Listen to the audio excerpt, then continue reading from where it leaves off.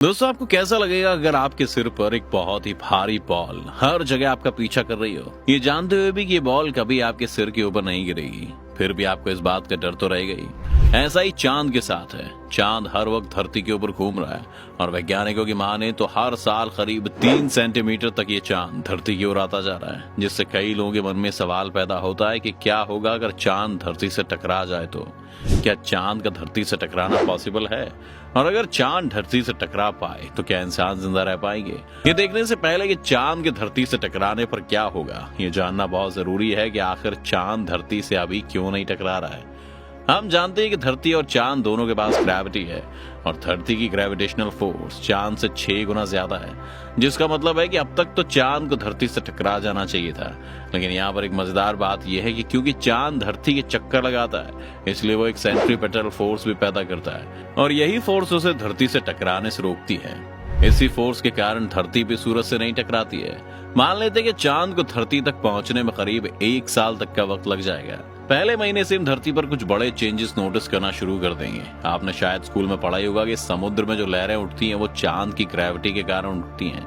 अगर चांद हमारे नजदीक आता रहेगा तो ये लहरें बड़ी हो जाएंगी। चलिए अब देखते हैं कि चांद की टकराने पर क्या होगा। पहले महीने के अंत तक ये लहरें 4 मीटर तक ऊंची हो जाएंगी, जिस वजह से समुद्र के आसपास रह रहे लोगों को बाढ़ का सामना करना पड़ेगा और हो सकता है कि उन्हें अपने घर भी खाली करने पड़े। पर ये तो अभी कुछ भी नहीं है। जैसे ही दूसरा महीना खत्म होने वाला होगा, ये लहरें 10 मीटर तक लंबी हो जाएंगी, जिसका मतलब है कि समुद्र के आसपास रह रहे करीब 100 करोड़ लोग इससे परेशान हो जाएंगे। सड़कों पर पानी आ जाएगा, बिल्डिंग्स भी डूबने लगेंगी और खाने पीने की चीजों को इधर से उधर ले जाना भी मुश्किल हो जाएगा, क्योंकि दुनिया के सारे बंदरगाह शिप्स के लिए अनसेफ हो जाएंगे। और क्योंकि दुनिया का ज्यादातर व्यापार सी रूट से होता है, इसलिए बहुत सी चीजों की कमियां मार्केट में दिखने लगेंगी। शायद आपको मालूम हो कि इंटरनेट ज्यादातर समुद्र के नीचे बिछाई गई केबल्स पर डिपेंड करता है। दुनिया का 95% इंटरनेट डेटा इसी तरह एक दूसरे से फ्लो करता है। लेकिन अगर चांद धरती के नजदीक आ रहा होगा तो ये सारा इंफ्रास्ट्रक्चर बर्बाद हो सकता है, क्योंकि न सिर्फ समुद्र के नीचे बिछी तारों को नुकसान होगा, बल्कि जमीन पर मौजूद उनके ट्रांसमीटर्स भी बर्बाद हो जाएंगे। तीसरा महीना आते ही धरती पर कई सारे फ्यूल्स की कमी हो जाएगी, क्योंकि अब समुद्र से कच्चा तेल नहीं निकाला जा रहा है। इसके अलावा 3 महीने में चांद धरती के इतना करीब पहुंच जाएगा कि हमारा कम्युनिकेशन और नेविगेशन सैटेलाइट्स पर भी इसका असर पड़ना शुरू हो जाएगा और ये सैटेलाइट्स चांद और धरती की ग्रेविटी के बीच की फाइट में अपनी ऑर्बिट खो देंगी और ये कंट्रोल से बाहर हो जाएंगी। चौथे और 5वें महीने तक धरती पर 100 मीटर लंबी लहरें दिखना शुरू हो जाएंगी, जिसका मतलब है कि अब हर एक शहर, चाहे वो समुद्र के करीब हो या दूर, धीरे धीरे डूबने लगेगा और लोगों को अपनी जान बचाने के लिए पहाड़ी इलाकों की तरफ जाना शुरू करना पड़ेगा। लेकिन ये सॉल्यूशन भी ज्यादा दिन तक नहीं चलने वाला, क्योंकि 6 महीने में चांद धरती के इतने करीब आ जाएगा कि अब वो सिर्फ समुद्र के पानी को अपनी तरफ खींच नहीं रहा है, बल्कि धरती भी धीरे धीरे चांद को खींच रही है। इस तरह के पुल अप से धरती की शेप बदलने लगेगी और इसके कारण टेक्टोनिक प्लेट्स पर भी प्रेशर पड़ेगा, जिससे धरती पर भूकंपों का आना बहुत ही कॉमन हो जाएगा। इसके साथ साथ जमीन के नीचे मौजूद लावा भी अब बाहर आने की कोशिश करेगा, जिससे कई सारे देशों में वोल्केनो फूटने लगेंगे। 6 महीने पर चांद धरती के उतना करीब होगा जितने कि हमारे सैटेलाइट्स हैं, इसलिए अब चांद धरती के अराउंड अब 27 दिन में एक बार नहीं बल्कि हर दिन घूमेगा। इसका मतलब है कि हम चांद के सभी फेजेस को एक ही दिन में देख पाएंगे। इसका एक मतलब ये भी है कि चांद अब इतना बड़ा हो जाएगा कि वो बार बार सूरज की रोशनी को ब्लॉक करने लगेगा, यानी प्लैनेट पर सूर्य ग्रहण भी आम हो जाएगा। 8वां महीना आते ही चांद धरती पर इस तरह से इम्पैक्ट डाल रहा होगा कि वोल्केनो से निकलने वाला लावा हवाई जहाज के उड़ने के डिस्टेंस से भी ज्यादा ऊपर तक उछलने लगेगा।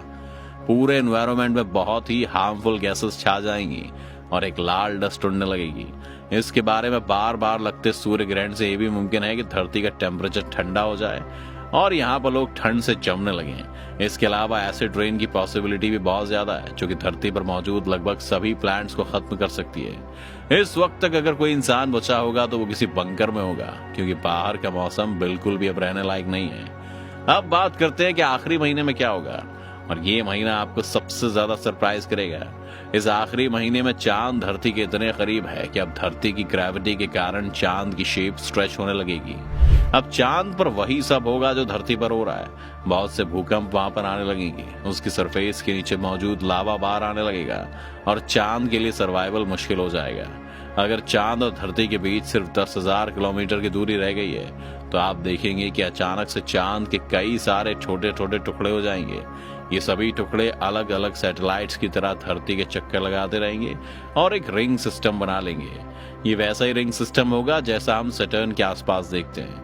धरती से देखने पर ये रिंग्स हमें आसमान में चमकती हुई रेनबो आर्क की तरह दिखाई देंगी, लेकिन इसके अंदर 7 कलर्स नहीं होंगे। वैसे चांद के इस तरह टूटने का एक मतलब ये भी है कि धरती पर दोबारा से चीजें सामान्य होने लगेंगी, क्योंकि अब धरती पर चांद जितना बड़ा फोर्स नहीं है। वो इस तरह से डिस्ट्रीब्यूट हो गई है कि अब उसका ज्यादा असर नहीं दिखता।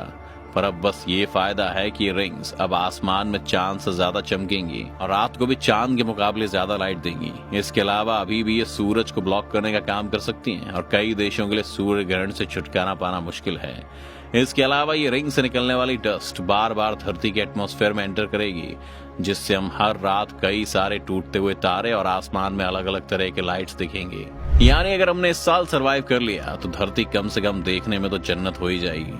लेकिन अभी भी यहाँ पर जो डैमेज हुआ है उसकी भरपाई करना मुश्किल है। इस एक साल की वजह से धरती पर ज्यादातर प्लांट्स नष्ट हो गए होंगे, यानी ऑक्सीजन की कमी होगी। इसके अलावा अलग अलग वोल्केनोज के फटने के कारण हवा में सल्फर डाइऑक्साइड और कार्बन मोनोऑक्साइड जैसी गैसेस का अनुपात बढ़ गया होगा। धरती पर मौजूद लगभग हर एक बिल्डिंग तबाह हो गई होगी और अगर कोई इंसान जिंदा बचा भी होगा तो उसके पास खाने के लिए कुछ नहीं बचेगा। वो इस रिंग से घिरे प्लैनेट पर शायद भूखे पेट आसमान में पैदा हो रहे अद्भुत नजारे को देखता हुए अपनी जान देगा।